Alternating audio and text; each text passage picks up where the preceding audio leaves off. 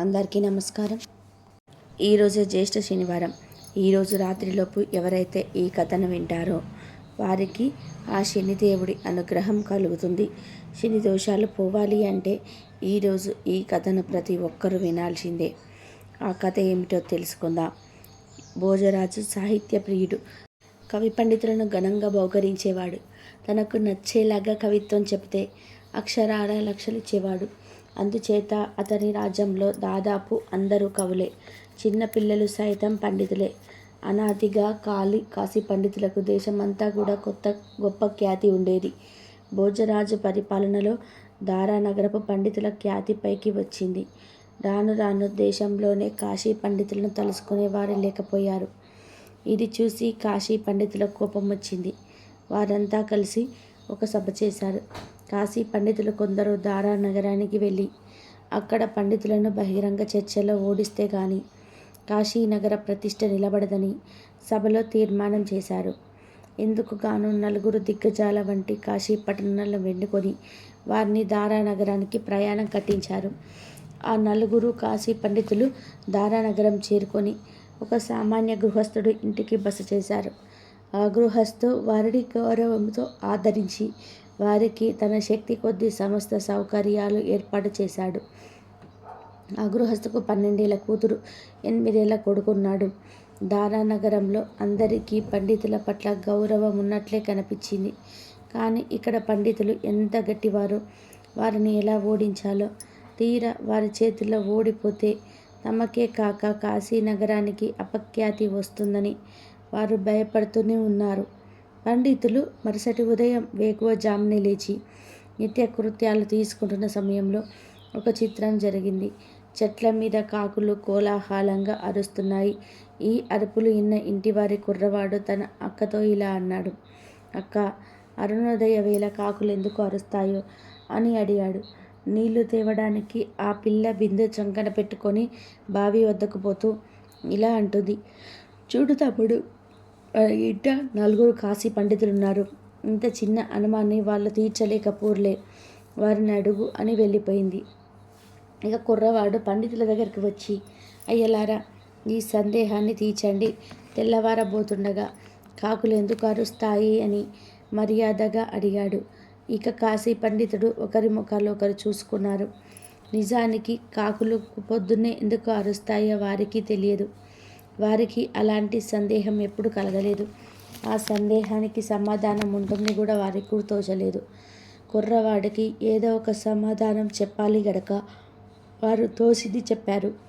పొద్దున్నే లేచి కాకులు ఒకదాని ఒకటి పలకరించుకుంటాయి అని ఒక పండితుడు చెప్పాడు. దానికి ఆ కుర్రవాడు, రోజు పలకరించుకునే ఉంటుంటాయి కదా, ఉదయాన్నే అన్నీ ఒక్కసారి ఎందుకు అరుస్తాయి అని అడిగాడు ఆ కుర్రవాడు. దానికి పండితుల్లో ఒకడు, రాత్రి అయిపోయింది గనక సంతోషంగా అరుస్తాయి అన్నాడు ఇంకొక పండితుడు. దానికి ఆ కుర్రవాడు, రోజు మొత్తం ఎందుకు అలా అరవవు అన్నాడు. మిగిలిన పండితుడు కూడా ఏదో చెప్పారు. కానీ కుర్రవాడికి తృప్తి కలగలేదు. ఇంతలో కుర్రవాడి అక్క నీళ్ళ బిందెతో తిరిగి వచ్చింది. ఇక ఆ కుర్రవాడు, అక్క, నా సందేహం నీవైనా తీరుదు. తెల్లవారేటప్పుడు కాకులన్నీ ఎందుకు గోలగా అరుస్తాయి అని కుర్రవాడు మళ్ళీ అడిగాడు. దానికి వాళ్ళ అక్క ఇలా అంటుంది. కాశీ పండితులను అడగమని చెప్పాను కదా, అడక్కపోయావా అన్నది అక్క. దానికి ఆ కుర్రవాడు, వారికి సరిగ్గా తెలిసినట్టు లేదక్క అన్నాడు తమ్ముడు. దానికి వాళ్ళ అక్క ఏదో చెప్తుంది. అయితే నేను చెప్తాను విను. సూర్యభగవానుడు చీకటిని నిర్మూలిస్తూ రావడం చూసి నల్లగా ఉన్న తాము కూడా చీకటిగా మావించి నిర్మూలించిపోతామేమో అని కాకులు మేము చీకటి కావు, కాకులము కాకులు కావు అంటూ సూర్యభగవానుని హెచ్చరిస్తున్నాయి అంటూ అక్క లోపలికి వెళ్ళిపోయింది. తన సందేహం తీరినందుకు కుర్రవాడం పరమానందంతో గంతులు వేయసాగాడు. ఇదంతా వింటున్న కాశీ పండితుడు ఒకరి ముఖాలు ఒకరు చూసుకున్నారు. ఇంకా పెళ్ళైన కాని సామాన్య గృహస్థు కూతురికే ఇంత ప్రజ్ఞ ఉంటే ఇక ఈ దేశపు పండితుల ముందు మనమెంత అని వారిలో వారు విసర్జించుకొని ఆ పూటే కాశీ నగరానికి ప్రయాణం కట్టి వెళ్ళిపోయారు. ఈ అద్భుత కథను ఈరోజు ఎవరైతే విన్నారో మీ అంత అదృష్టవంతులు ఇక ఉండరు.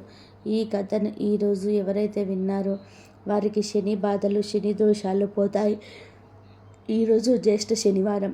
ఈరోజు ఈ వీడియోలో మనం శని భగవానుడు చెప్పిన 2 మాటలు విందాం. ఆ మాటలు వింటే చాలు, కటిక పేదవాడు కూడా కుబేరుడవుతాడు. శని భగవానుడు చెప్పిన ఈ మాటలను శ్రద్ధగా విన్న వారికి ధనయోగం కలుగుతుంది.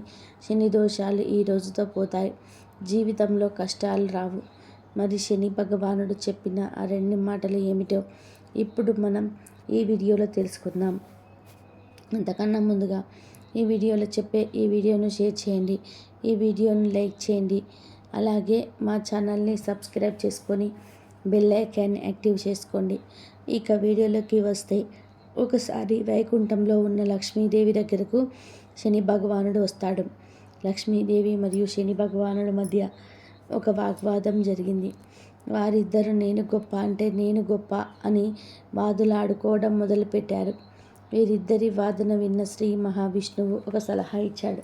విష్ణు భగవానుడు ఇలా అన్నాడు, మీరు ఇద్దరు కూడా భూలోకానికి వెళ్ళండి. ఎవడైతే మంచి గుణగణాలు కలిగిన రాజు ఉంటాడో అతని రాజ్యంలోకి వెళ్ళి రాజును మీ ఇద్దరిలో ఎవరు గొప్ప చెప్పమని అడగండి అని విష్ణు భగవానుడు సలహా ఇచ్చాడు. దానికి అంగీకరించిన లక్ష్మీదేవి శని భగవానుని భూలోకానికి బయలుదేరారు. ప్రయాగ నగరంలోని శ్రీవత్స అనే రాజు ఉన్నాడు. ఆ రాజు చాలా మంచివాడు. ఇతడి గొప్పతనం ఎన్నో నగరాలకు విస్తరణ చెంది ఉంది. లక్ష్మీదేవి మరియు శని భగవానుడు రాజసభలో ఉన్న శ్రీవత్స దగ్గరకు వచ్చి, మా ఇద్దరిలో ఎవరు గొప్ప అనే విషయం మేము తేల్చుకోలేకపోతున్నాం.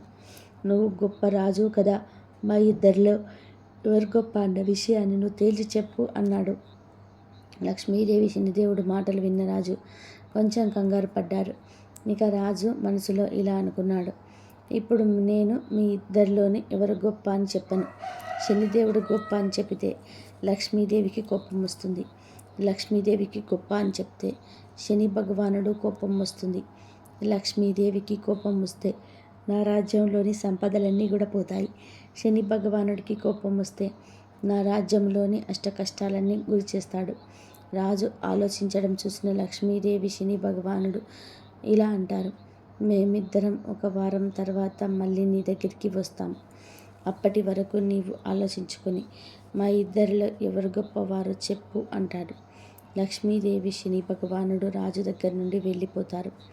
ఇక రాజు ఎవరి గొప్ప అని చెప్పాలని ఆలోచిస్తాడు. ఆ ఆలోచనతో రాజుకు తిండిపై నిద్రపై ఆసక్తి తగ్గిపోయింది. అలా 4 రోజులు గడిచాయి. ఇంకా 3 రోజులే ఉన్నాయి. నేను ఏం చెయ్యాలి అని ఆలోచిస్తున్నాడు. రాజు చింతగా ఉండడం చూసి రాణి ఇలా అంటుంది, ఏమైంది? మీరు కొద్ది రోజుల నుండి చాలా ఆందోళనగా ఉంటున్నారు. ఏమైనా సమస్య వచ్చిందా? లేదా మన నగరానికి ఏదైనా సమస్య రాబోతుందా అని అడిగింది. రాణి అడిగిన ప్రశ్నలకు రాజు ఇలా అన్నాడు, నేను ఒక సమస్యలో ఇరుక్కున్నాను. 4 రోజుల క్రితం నేను రాజ్యసభలో ఉండగా లక్ష్మీదేవి శని భగవానుడు వచ్చారు. వారిద్దరూ ఎవరి గొప్ప ఈ విషయాన్ని నాకు చెప్పమని అన్నారు. ఆ మాటలు విన్న రాణి ఇలా అంటుంది, అయితే మీరు వారిద్దరిలో ఎవరు గొప్ప అని చెప్పారు అని అడిగింది. దానికి రాజు ఇలా అంటాడు, నేను ఎవరు గొప్ప అని చెప్పలేదు. దానికోసం నాకు వారు ఒక వారం రోజులు గడిపించారు. ఇప్పటికే 4 రోజులు అయిపోయాయి, కానీ నాకు సమాధానం దొరకలేదు. నేను ఎవరు గొప్ప అని చెప్పను.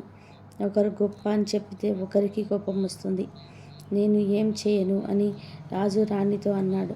దానికి రాణి ఇలా అంటుంది, నేను మీకు ఒక సలహా ఇస్తాను. మీరు మీ సింహాసనం కుడి ప్రక్కన బంగారు సింహాసనం ఒకటి వేయించండి. అలానే ఎడమవైపు వెండి సింహాసనం ఒకటి వేయించండి. ఎప్పుడైతే లక్ష్మీదేవి శని భగవానుడు మీ వద్దకు వస్తారో వారిని కూర్చోమని చెప్పండి. వారు ఎంచుకున్న కుర్చీలు వారి స్థాయిని గొప్పతనాన్ని చెప్తాయి అని చెప్తుంది. రాణి సలహా విన్న రాజు ఆనందంతో పొంగిపోయాడు. మరుసటి రోజు 100 మందిని పిలిచి బంగారు సింహాసనం వెండి సింహాసనం చేయించమని చెప్పారు. వారం రోజులు గడిచిపోయాయి. లక్ష్మీదేవి శనిదేవుడు రాజు దగ్గరికి వచ్చారు. రాజు వారిని కూర్చోమని చెప్పగా లక్ష్మీదేవి బంగారు సింహాసనంపై, శనిదేవుడు వెండి సింహాసనంపై కూర్చున్నారు. ఇక లక్ష్మీదేవి శనిదేవుడు రాజును ఆ ఇద్దరిలో ఎవరు గొప్పవారో చెప్పమని అన్నారు. దానికి రాజు, మీ ఇద్దరిలో ఎవరు గొప్పవారు? మీరే స్వయంగా నిర్ణయం తీసుకున్నారు అన్నారు. ఆ మాటలకు శని భగవానుడు ఆశ్చర్యపోయాడు. తాను దేనిపై కూర్చున్నాడో చూసుకున్నాడు. శని భగవానుడు మనసులో ఇలా అనుకున్నాడు. నేను వెండి సింహాసనంపై కూర్చున్నాను. లక్ష్మీదేవి బంగారం సింహాసనంపై కూర్చుంది. వెండి కంటే బంగారం విలువైనది. వెండి కన్నా బంగారాన్ని గొప్పగా భావిస్తారు. అంటే లక్ష్మీదేవియే గొప్పది అని ఆలోచించి వెంటనే తాను కూర్చున్న సింహాసనంపై లేచి రాజు వైపు కోపంగా చూసి బయటకు వెళ్ళిపోయాడు శని భగవానుడు. శని భగవానుడు వెళ్ళడం చూసిన రాజుకు భయం వేసింది. వెంటనే లక్ష్మీదేవి ఇలా అంటుంది, నువ్వేమీ భయపడకు, నీకు తోడుగా నేను ఉంటాను అంటుంది. శనిదేవుడికి కోపం రావడం వల్ల శ్రీవత్స రాజ్యానికి విపరీతమైన కరువు వచ్చింది. రాజ్యంలో పంటలు పండలేదు, వానలు కురవలేదు. దానితో రాజ్యంలో ప్రజలంతా పక్క రాజ్యానికి వెళ్ళడం మొదలుపెట్టారు. చాలా వరకు రాజ్యంలో ప్రజలంతా రాజ్యాన్ని విడిచి వెళ్ళిపోయారు. అలా ఏడాది గడిచింది. రాజ్యంలో పరిస్థితులు ఏమీ చక్కబడలేదు. దాంతో రాజు రాణి కూడా రాజ్యం విడిచి వెళ్ళాలని నిర్ణయించుకున్నారు. రాజు రాణితో ఇలా అంటాడు, రాణి, మన దగ్గర మిగిలి ఉన్న నాణాలను మూటకట్టు. మనం ఈ రాజ్యాన్ని వదిలి వెళ్ళిపోదాం. రాజు మాటలు విన్న రాణి బాధపడింది. కొన్ని వస్త్రాలు, కొన్ని నాణాలను మూటకట్టుకొని రాజ్యం నుండి ఇతర రాజ్యానికి వెళ్ళడానికి సిద్ధంగా ఉన్నారు. రాజును చూసిన శనిదేవుడు కోపంతో విపరీతమైన వాన కురిపించాడు. 4 వైపులా మబ్బులు కమ్ముకున్నాయి. చీకటి కమ్మేసింది. దారి కనిపించటం లేదు. అప్పుడు లక్ష్మీదేవి ఒక పాప రూపంలో అక్కడికి వచ్చింది. వారిని ఒక నది ఒడ్డుకు చేర్చింది. పాప రూపంలో వచ్చిన లక్ష్మీదేవి మాయమైపోయింది. ఇక రాజు రాణి వారి ముందున్న నదిని చూసి మనం ఇప్పుడు ఈ నదిని ఎలా దాటాలి అని అనుకున్నారు. చుట్టూ చూడగా ఒక వ్యక్తి పడవపై రాజువారి వైపు వస్తున్నాడు. ఆ వ్యక్తి ఎవరో కాదు, శనిదేవుడే. శనిదేవుడు ఒక వ్యక్తి రూపంలో రాజు వద్దకు వచ్చి ఏదైనా సహాయం కావాలా అని అడిగాడు. దానికి రాజు మమ్మల్ని నది ఒడ్డుకు దాటించమని అన్నాడు. ఆ వ్యక్తి, రాజా, నా పడవలో 2 మాత్రమే సరిపడతారు. ఒకరు నేను, ఇంకొకరు నాతో ప్రయాణించే వ్యక్తి. కానీ మీరు 2 ఉన్నారు. మీతో పాటు కొన్ని మూటలు కూడా ఉన్నాయి అన్నాడు. దానికి రాజు, సరే అయితే ముందు ఈ పడవలో నా భార్య అయిన చిత్రాంగిని ఎక్కించుకో, ఆ తర్వాత నన్ను ఎక్కించుకో, చివరిగా ఈ మూటలను తీసుకొని మా వద్దకు వచ్చే అన్నాడు. రాజు మాటలు విన్న ఆ వ్యక్తి సరే అని చెప్పి ముందు రాణిని ఒడ్డుకు చేర్చాడు. ఆ తర్వాత రాజును ఒడ్డుకు చేర్చారు. చివరగా రాజుగారు తెచ్చుకున్న మూటలను పడవలోకి ఎక్కించుకొని వస్తున్నాడు. వ్యక్తి రూపంలో ఉన్న శనిదేవుడు నదిలోకి రాగానే పడవతో సహా మాయమైపోయాడు. రాజు వద్ద ఉన్న డబ్బంతా శనిదేవుడు తీసుకొని మాయమైపోయాడు. ఇది చూసి రాజు రాణి చాలా బాధపడ్డారు. అయినా సరే ఏం పర్వాలేదు, మనం 2 కష్టపడి పని చేసుకుందాం, ఎంతో కొంత ధనాన్ని పోగు చేసుకుందాం అని రాజు రాణికి ధైర్యం చెప్పాడు. రాజు రాణి ఒక నగరానికి చేరుకున్నారు. ఆ నగరంలో చిన్న పాక వేసుకొని పూజించడం ప్రారంభించారు. కొన్ని కట్టెలను కొన్ని కట్టకట్టకు వచ్చి ఆ కట్టెలను వంట చేసుకోవడానికి ఇంట్లో ఉంచి మరికొన్ని కట్టెలను అమ్మి ధనం సంపాదించడం ప్రారంభించాడు. లక్ష్మీదేవి దయ వల్ల రాజుగారికి గంధం చెక్కలు దొరికాయి. ఆ గంధం చెక్కలను అమ్మి రాజు చాలా ధనాన్ని పోగు చేశాడు. రాజు రాణి 2 సుఖంగా జీవించడం ప్రారంభించారు.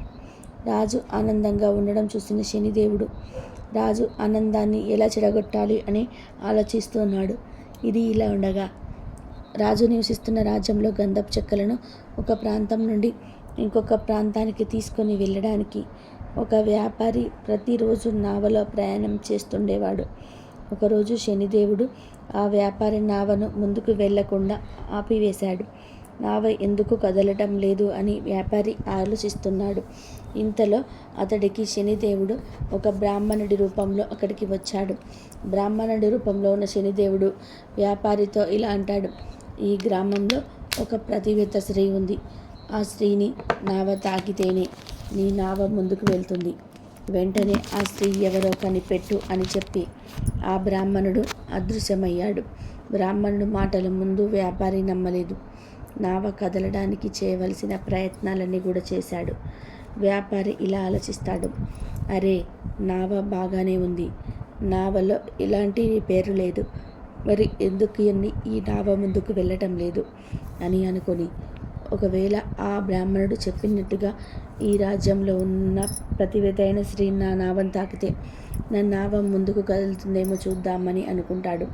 వెంటనే అక్కడ కొంతమంది స్త్రీలను పిలిచి ఇలా అంటాడు, చూడండి, మీలో ఎవరైతే పతివ్రత స్త్రీలు ఉంటారో వారు నా నావను తాకండి, అప్పుడే నా నావ ముందుకు సాగుతుంది అంటాడు.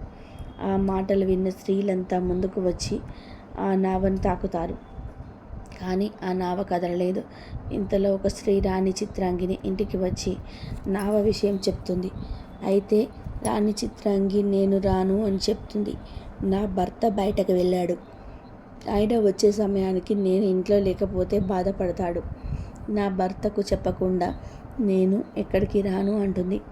ఆ మాటలు విని ఆ స్త్రీ అక్కడి నుండి నావ ఉండే చోటుకు వెళ్తుంది. ఆమె కూడా ఆ నావను తాకుతుంది. కానీ నావ కదలదు. ఏంటి, ఈ రాజ్యంలో నా నావను ముందుకు నడిపే ఒక్క స్త్రీ కూడా లేదా అని బాధపడతాడు. అప్పుడు ఒక స్త్రీ ఇలా అంటుంది, ఒక స్త్రీ ఇంకా రాలేదు, తన భర్త కట్టెలు కొట్టడానికి వెళ్ళాడట, తాను తన భర్త వస్తే కానీ ఇల్లు కదిలి రాను అంటుంది. వెంటనే ఆ వ్యాపారి ఇలా అంటాడు, దయచేసి మీరు ఒక్కసారి ఆమె వద్దకు వెళ్ళి మళ్ళీ ఈ విషయం గురించి చెప్పండి, ఆలస్యమైతే నా వ్యాపారం దెబ్బతింటుంది అని అంటాడు. ఇక ఆ స్త్రీ రాణి చిత్రాంగిని దగ్గరికి వెళ్ళి, నావ దగ్గరకు నీవు ఒక్కదానివే రాలేదు, నువ్వు తాకితే గాని ఆ నావ కదిలేలా లేదు అంటుంది. ఆ మాటలు విన్న రాజు, ఏంటి, నీవు తాకితే తప్ప ఆ నావ కదలదా అన్నాడు. అప్పుడు రాణి, అదేమీ నాకు తెలియదు, మీరు ఇంట్లో లేనప్పుడు ఒక స్త్రీ వచ్చి నన్ను ఆ నావ దగ్గరకు రమ్మని చెప్పింది, నేను నా భర్త ఇంట్లో లేను, రాను అని చెప్పాను అని అనగానే దానికి రాజు, ఒకవేళ నిజంగానే నీవు ఆ నావను తాకితే ఆ నావుక కదిలితే ఆ వ్యాపారికి మంచి జరుగుతుందేమో అంటాడు రాజు. దానికి రాణి, అదేమీ నాకు తెలియదు, అక్కడికి వెళ్ళడం ఇష్టం లేదు అంటుంది. దానికి రాజు, చూడు, నీవు ఒకప్పుడు రాణివి, రాణి తన రాజ్యంలో ప్రజలు కష్టంలో ఉంటే చూస్తూ ఊరుకోదు కదా, కాకపోతే ఇప్పుడు నీ స్థాయి మారింది అంతే, కానీ నీవు ప్రజలు కష్టంలో ఉంటే సాయం చెయ్యాలని రాజు రాణికి నచ్చచెప్పి ఆ నావ వద్దకు తీసుకొని వెళ్తాడు. నావలో ఉన్న వ్యాపారి రాణి చిత్రాంగిని చూసి ఆమె అందానికి ముగ్ధుడై ఆమెను తనతో తీసుకొని వెళ్ళాలి అనుకుంటాడు. రాణి నావపై చెయ్యి వేయగానే నావ కదిలింది. అది చూసి రాజు అక్కడ ఉన్న ప్రజలందరినీ కూడా ఆశ్చర్యపోయారు. కొంత సమయానికి ప్రజలు అక్కడ నుండి వెళ్ళిపోయారు. రాజు రాణి ఆ వ్యాపారి మాత్రం అక్కడ ఉన్నారు. వ్యాపారి వారికి కృతజ్ఞతలు చెప్పాడు. కానీ ఆ వ్యాపారి మనసులో ఒక చెడు ఆలోచన వచ్చింది. వెంటనే రాజును వెనక్కి తోసి రాణిని నావలో ఎక్కించుకొని చాలా దూరం వెళ్ళిపోయారు. రాజు చూసేసరికి నావ చాలా దూరం వెళ్ళిపోయింది. రాజు చాలా బాధతో గట్టిగా రాణిని పేరుతో పిలిచాడు. అక్కడ రాణి కూడా రాజును పిలుస్తూ ఉంది. కానీ ఏం లాభం లేదు. కానీ రాణి చిత్రాంగిని ఆ వ్యాపారాన్ని కోపగించుకొని సూర్యభగవాను ప్రార్థించింది, నాకు కురూపి రూపాన్ని ఇవ్వు, నేను నా శరీరాన్ని ఎవరికి ఇవ్వను, ఓ సూర్యదేవ, నా శీలాన్ని కాపాడండి అని గట్టిగా ప్రార్థించింది. సూర్యభగవానుడు చిత్రాంగిని రూపాన్ని కురూపిగా మార్చేశాడు. ఆమెను చూసిన వ్యాపారి భయంతో ఆమెను తాకే సాహసం కూడా చేయలేదు. ఇక చేసేదేమీ లేక ఆమెను ఆ నావలోనే ఉంచాడు. తనతోనే ఆ నావలో ఇతర దేశాలకు ప్రయాణం చేసేవాడు. ఇక రాజు విషయానికి వస్తే, భార్యను పోగొట్టుకున్న రాజు తమకున్న ఆస్తినంతా వదిలేసి ఒక ఆశ్రమానికి వెళ్ళి అక్కడ ఉన్న సాధువులకు గోవులకు సేవ చేస్తున్నాడు. గోవులకు ఆహారం పెడుతున్నాడు. అయితే లక్ష్మీదేవి కృప వల్ల ఆవులు వేసే పేడ కాస్త బంగారు ముద్దలుగా వచ్చాయి. ఆ బంగారు ముద్దలతో రాజు చాలా ధనవంతుడయ్యాడు. ఆ బంగారు ముద్దలను బాగా పోగు చేసేవాడు. తన భార్యను తీసుకొని వెళ్ళిన వ్యాపారి ఏదో ఒకరోజు మళ్ళీ ఈ రాజ్యానికి రాకపోడని అని ఆశగా ఎదురు చూస్తుండేవాడు. ఒకరోజు రాజు బంగారాన్ని కరిగించి ఏదైనా తయారు చేయడానికి ప్రక్క రాజ్యానికి తీసుకొని వెళ్దామనుకున్నాడు. అప్పుడు ఆ రాజుకు ఆ వ్యాపారి నావ కనిపించింది. వెంటనే అతన్ని పిలుస్తాడు. రాజుకు ఆ వ్యాపారి గుర్తున్నాడు. కానీ రాజు ముసుగు వేసుకొని ఉండడం వలన వ్యాపారి రాజును గుర్తుపట్టలేదు. వ్యాపారి రాజు వద్దకు రాగానే రాజు ఇలా అంటాడు, అయ్యా, నన్ను ఆ నది ఒడ్డుకు చేర్చండి. నా వద్ద చాలా బంగారం ఉంది. నేను దీనిని కరిగించి నా భార్యకు మంచి ఆభరణాలు చేయించాలని బంగారు ముద్దలు ఉన్న మూటలను ఇస్తాడు. బంగారంపై ఆశపడిన ఆ వ్యాపారి రాజును నావలోకి ఎక్కించుకుంటాడు. రాజు రాణిని వెతికే పనిలో ఉండగా వ్యాపారి వెలుపల నుండి వచ్చి రాజును నీటిలో తోసేస్తాడు. నీటి శబ్దం విన్న రాణి బయటకు చూసింది. రాజు నీటిలో పడిపోవడం చూసిన రాణి నావలో ఉండే గాలి తలగడను రాజుకు అందేలా విసిరింది. రాజు ఎలాగోకలాగా ఒడ్డుకు చేరుకున్నాడు. అక్కడ ఉన్న కొంతమంది ప్రజలు శ్రీవత్సరాజును మీరు ఎవరు, ఎలా ఈ నీటిలో కొట్టుకొని వచ్చారు అని అడుగుతారు. అప్పుడు శ్రీవత్సరాజు నేను నాకున్న సర్వస్వాన్ని కోల్పోయాను అంటాడు. అప్పుడు ప్రజలంతా కలిసి ఆ రాజపు రాజు వద్దకు శ్రీవత్సరాజును తీసుకొని వెళ్తారు. శ్రీవత్సరాజు ఆ రాజపు రాజును చూసి ఇలా అంటాడు, అయ్యా, మాకు మీ రాజ్యంలో ఏదో ఒక పని ఇప్పించండి అని అనగానే ఆ మాటలు విన్న రాజు శ్రీవత్సను పూలమాలిగా నియమిస్తాడు. శ్రీవత్సరాజు పూలమాలిగా ఉంటూ చుట్టూ ఉన్న పూల మొక్కలను, చెట్లను అందంగా పెంచడం ప్రారంభించాడు. రాజుకు ఒక కూతురు ఉంది. ఆమె అలంకరణ కోసం తోటలో నుండి కొన్ని పూలను దండగా గుచ్చి ఆమెకు పంపేవారు. అయితే ఒకరోజు రాజు కూతురు చెలికత్తెలతో ఇలా అంటుంది, ఈ మధ్య నాకు వచ్చే పూలమాలలు చాలా అందంగా ఉంటున్నాయి. ఎవరు వీటిని ఇంత అందంగా కడుతున్నారు అని రాజు కూతురు అడుగుతుంది.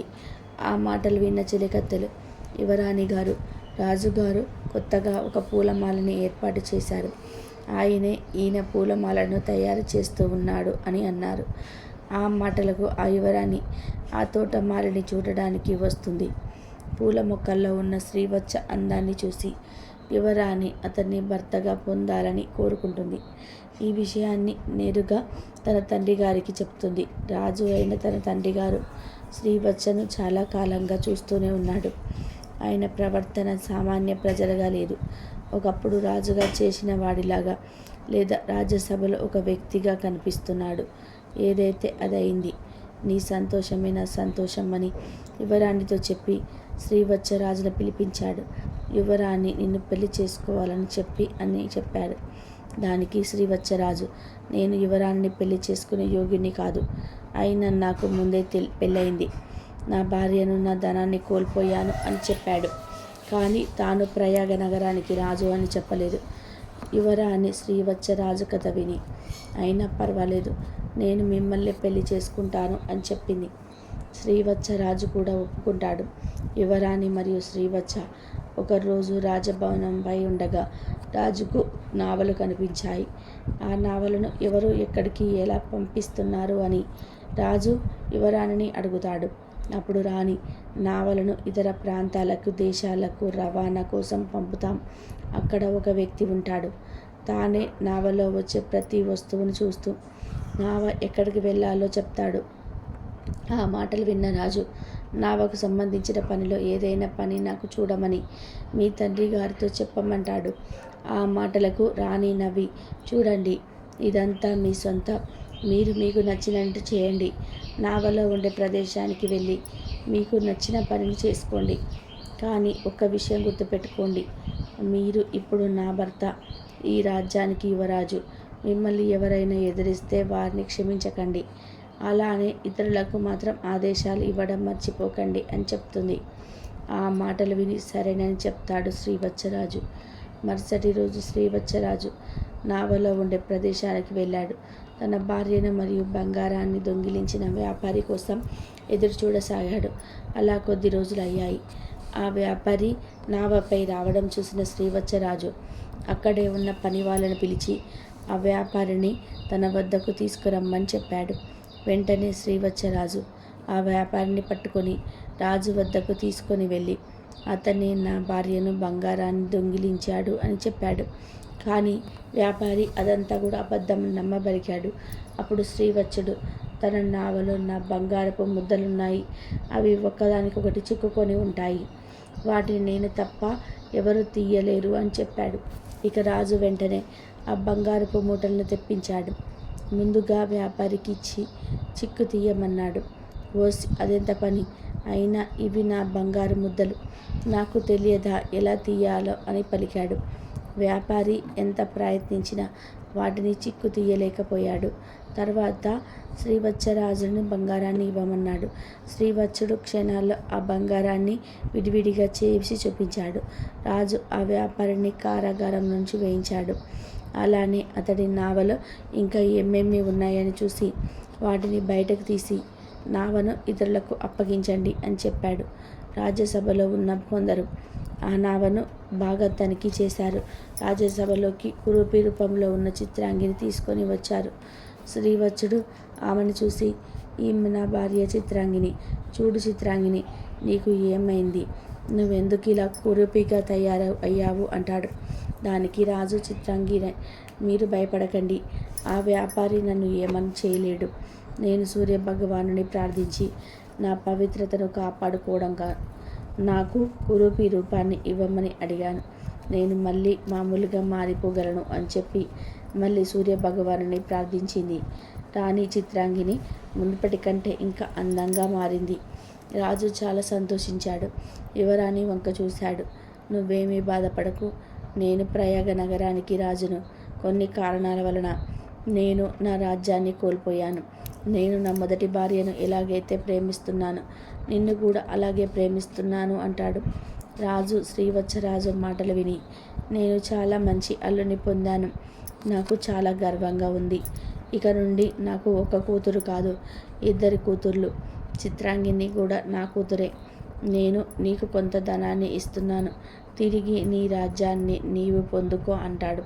శ్రీవత్సరుడు తన రాజ్యాన్ని కైవసం చేసుకొని ఒక మంచి ముహూర్తం చూసుకొని 2 రాణులతో కలిసి శ్రీవత్స రాజ్యంలో అడుగుపెట్టి సింహాసనాన్ని అధిష్ఠానం చేశాడు. కొన్ని రోజుల తర్వాత రాజు వద్దకు లక్ష్మీదేవి శనిదేవుడు వచ్చి ఇలా అంటాడు. మేమిద్దరం కావాలని నీ నీతి ధర్మాలను పరీక్షించాం. మా మధ్య ఎటువంటి వాదన జరగలేదు. శనిదేవుడు రాజుతో ఇలా అంటాడు. నేను నీకు ఒక విషయం చెప్తాను, వీటిని అందరూ గుర్తుపెట్టుకోవాలి. శనిదేవుడు ఇలా అంటున్నాడు. ఏ మనిషి అయితే జీవితంలో ఎన్ని విపత్తులు వచ్చినా సత్య మార్గంలో నడుస్తాడో వారు ఎప్పటికీ నాశనం అవ్వరు. అటువంటి వారికి దేవతలు కూడా సహాయం చేస్తారు. అలానే ఏ మనిషి అయితే అబద్ధాలు ఆడుతారో, తన వ్యసనాల కోసం ఇతరులను వాడుకుంటారో అటువంటి వారు సుఖాలను అనుభవించిన నా ప్రభావంతో కష్టాలను అనుభవించేలా చేస్తాను. రాజా, నీవు కష్టకాలంలో ఉన్నప్పుడు ఎవరి వద్ద చేయి చాచలేదు. నీ కష్టంతో నీవు బ్రతికావు. అలానే యువరాణిని పెళ్లి చేసుకునే సమయంలో కూడా నీవు అత్యాశ పడకుండా నీ నిజాయితీని నిరూపించుకున్నావు. రాజా, నీ నీతి ధర్మం సత్యం మార్గం వలన నేను చాలా సంతోషాన్ని పొందాను.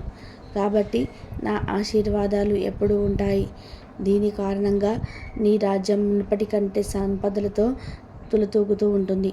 నేను చెప్పే 2 మాటలు గుర్తుపెట్టుకోండి. నా ఆశీర్వాదం ఎవరిపైన ఉంటుందో వారు కొన్ని క్షణాల్లోనే ధనవంతులుగా మారిపోతారు. అలాగే నాకు ఎవరైతే కోపాన్ని కలిగిస్తారో వారిని నేను క్షణాల్లోనే కటిక పేదవాడిగా చేస్తాను. కాబట్టి మనుషులంతా గుర్తుపెట్టుకోండి, నా కృప మీపై ఉంటే సకల సంపదలు సుఖాలు మీ సొంతమవుతాయి. నాకు ఆగ్రహాన్ని కలిగిస్తే మాత్రం మీరు ఎన్ని పూజలు చేసినా మిమ్మల్ని నా నుండి ఎవరు తప్పించలేరు. ఈ 2 విషయాలను గుర్తుపెట్టుకుంటే జీవితంలో పేదరికం అనేది రానే రాదు. ఈ మాటలు చెప్పి లక్ష్మీదేవి శనిదేవుడు మాయమైపోయాడు. కాబట్టి మనం ఎన్ని పూజలు చేసినా, భజనలు చేసినా, ఎన్ని వ్రతాలు చేసినా, ఎన్ని పుణ్యకార్యాలు చేసినా ధర్మాన్ని మరియు సత్య మార్గంలో నడవాలి. పాపాలు చేసి పుణ్యకార్యాలు చేస్తే పాపం యొక్క తీవ్రత తగ్గదు. కాబట్టి ధర్మ మార్గంలో నడవండి, సత్యాన్ని నమ్ముకోండి, భగవంతుడి అనుగ్రహాన్ని పొందండి, జీవితంలో ఆనందంగా జీవించండి. ఈరోజే జ్యేష్ఠ శనివారం. ఆ శ్రీనివాసుడికి ఎంతో ఇష్టమైన రోజు. ఈరోజు అదృష్టవంతులు మాత్రమే ఈ పవిత్ర కథను వింటారు. ఈ కథను ఈరోజు వింటే మీ బాధలు, ఇంట్లో దరిద్రం పోయి తిరిగిలేని ఐశ్వర్యం కలుగుతుంది. తెలిసి తెలియక చేసిన మహాపాపాలైన పోతాయి. తప్పక వినవలసిన ఆ కథ ఏమిటో ఈ వీడియోలో తెలుసుకుందాం. పూర్వకాలంన మగధ సామ్రాజ్యంలో విష్ణుచిత్తుడు అనే శ్రీవారి ప్రియభక్తుడుండేవాడు. అతడికి 9 మంది స్త్రీ సంతానం కలిగిరి. అతడికి ఎంతో పాండిత్యం కలిగెను. మిక్కిలి పేదరికంతో బాధపడుతూ ఉండేవాడు. విష్ణుచిత్తుడి భార్య తారామతి ఎల్లప్పుడూ శ్రీమన్నారాయణ్ణే ప్రార్థిస్తూ ఉండేది. అప్పుడప్పుడు వివాహాది శుభకార్యాలు, పౌరోహిత్యం కార్యక్రమంలో దక్షిణగా వచ్చే కొద్ది సొమ్ముతో ఎంతో కష్టాలు పడుతూ కాపురం సాగిస్తున్నారు ఆ దంపతులు. కుమార్తెలకు యుక్త వయస్సు సమీపించింది. తారామతికి ఇప్పుడు వీరి వివాహం ఎలా జరిపించాలని చింతగా ఉండేది. ఆ శ్రీనివాసుని ప్రార్థిస్తూ కాలం గడుపుతూ ఉండేది. ఆశ్రిత జనరక్షకుడైన వెంకటేశ్వర స్వామి వారికి తన భక్తులంటే అపారమైన ప్రేమ ఉంటుందని మనందరికీ తెలిసిందే కదా.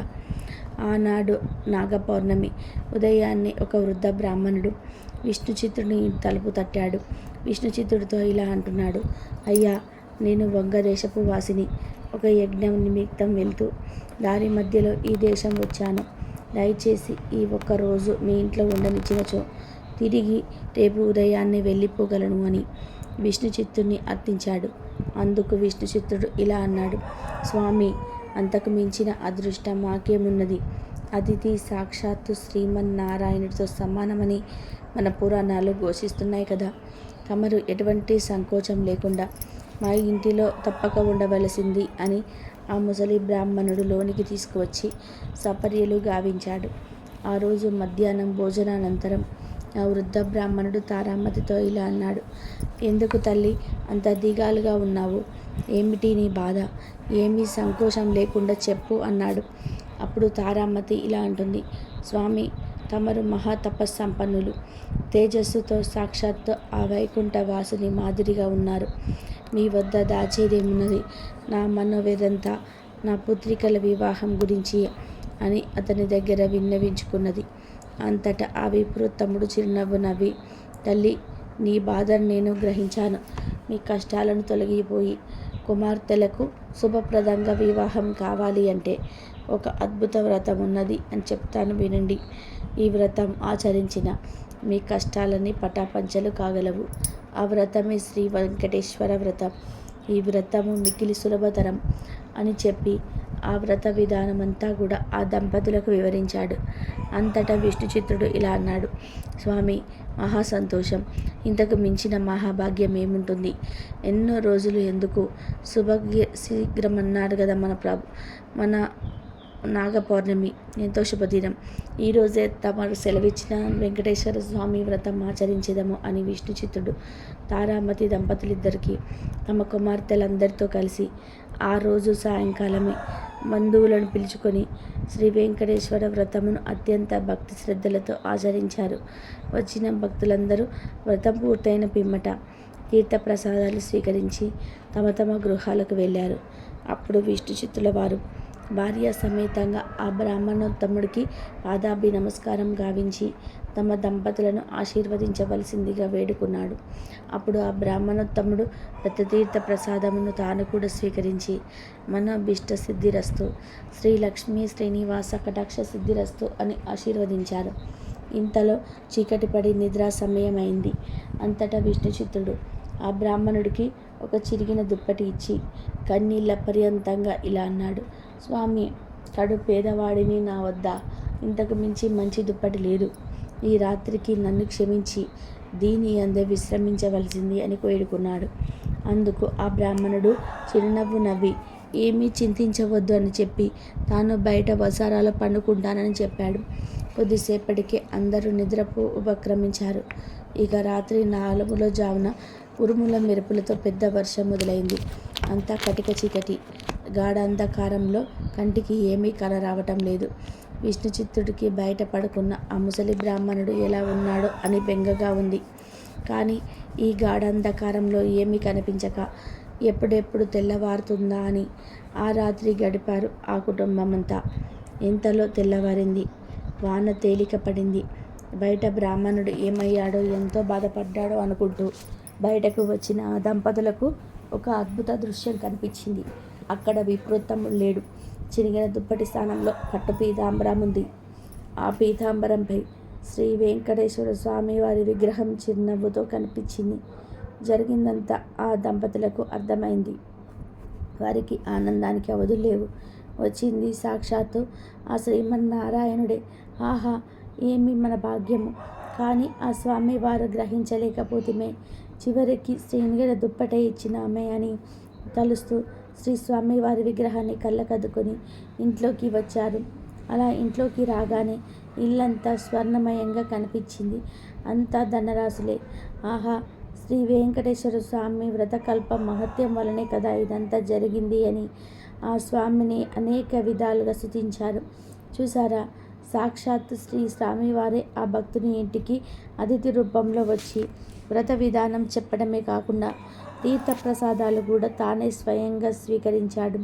శ్రీ స్వామివారు అంతటి కరుణామయుడు. ఎవరైతే భక్తి శ్రద్ధలతో ఈ వ్రతం ఆచరిస్తారో వారింటికి తామే స్వయంగా ఏదో రూపంలో తప్పక వస్తాడు. ఈ వ్రతాన్ని ఆచరించాడు కాబట్టి తన పిల్లలకు పెద్ద పెద్ద సంబంధాలతో వివాహం జరిపించాడు. వారు గొప్పగా బ్రతికారు. మీరందరూ కూడా ఈ వ్రతాన్ని ఆచరించి స్వామివారి కరుణా కటాక్షాలు పొందండి.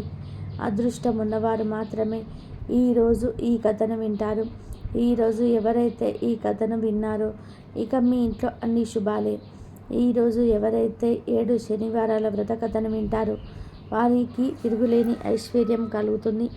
తెలిసి తెలియక చేసిన మహాపాపాలైన పోతాయి. ఈ కథను ఈరోజు అదృష్టవంతులు మాత్రమే వింటారు. ఈ కథను ఎవరైతే శనివారం రోజు వింటారో వారికి శని బాధలు పీడలు మొత్తం తొలగి శనిదేవుడి కరుణించి వరాలను కురిపిస్తాడు. మరి ఈరోజు తప్పక వినవలసిన 7 శనివారాల వ్రత కథ విందాం. 7 శనివారాల వ్రత కథ గురించి పూర్వం సూతుడు సౌనకాది మహామునులకు ఇలా చెప్పడం ప్రారంభించాడు. వినండి మహర్షులారా. ఒకసారి శనీశ్వరుడికి మానవులెవరూ తనను భక్తితో సేవించడం లేదని, భయంతో మాత్రమే పూజిస్తున్నారని విచారం కలిగింది. అప్పుడు వెంకటేశ్వరుని గురించి తపస్సు చేయగా ఆయన సాక్షాత్కరించాడు. ఇక శనీశ్వరుడు వెంకటేశ్వర స్వామితో ఇలా అంటున్నాడు. స్వామి, నా పేరంటే ప్రజలు భయపడుతున్నారు.